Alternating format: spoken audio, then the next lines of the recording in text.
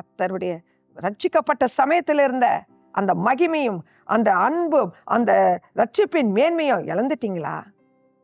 அவரை தேடாத ஓடிக்கிட்டே இருக்கீங்களா? நான் சொல்றேன் உங்களுக்கு, எல்லா நாமத்திற்கும் மேலான நாமம் இயேசுவின் நாமம். நாமத்திற்கு முன்பு எல்லா முழங்கால்களும் முடங்கும். பிரசன்னத்துக்கு இந்த காலை வேளையில வாங்க. இன்னைக்கு தேவனுடைய வார்த்தை உங்களுக்கு என்ன தெரியுமா?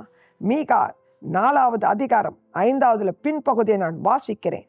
நாங்களும் எங்கள் தேவனாகிய கர்த்தருடைய நாமத்தை பற்றி கொண்டு என்றென்றைக்கும் உள்ள சதா காலங்களிலும் நடப்போம். எந்த சூழ்நிலையை விட்டு விலகாதீங்க. அவர்தான் வழி, அவர்தான் சத்தியம், அவர்தான் ஜீவன். அவர் நாமமே அல்லாமல் வேற நாமம் இல்லை. உங்களை விடுதலையாக்க இதை உணர்ந்து ஒரு பிரசனத்துக்கு இந்த கால வேளையில வாங்க. கர்த்தருடைய இயேசு என்ற நாமத்தை உச்சரிங்க. விடுதலை பெற்று சமாதானத்தோடு இந்த நாளை ஆரம்பித்து கர்த்தருடைய ஐக்கியத்துல ஏசப்பாவோடு ஐக்கியப்படுவதில் பலன் கொண்டு எழும்புங்க. முடிவு பறிந்து நிலைத்திருப்போம் தான் ரட்சிக்கப்படுவான். கர்த்தருடைய நாமத்தை உயர்த்துங்க. கர்த்தர் உங்களை ஆசீர்வதிப்பாராங்க. ஆமென்.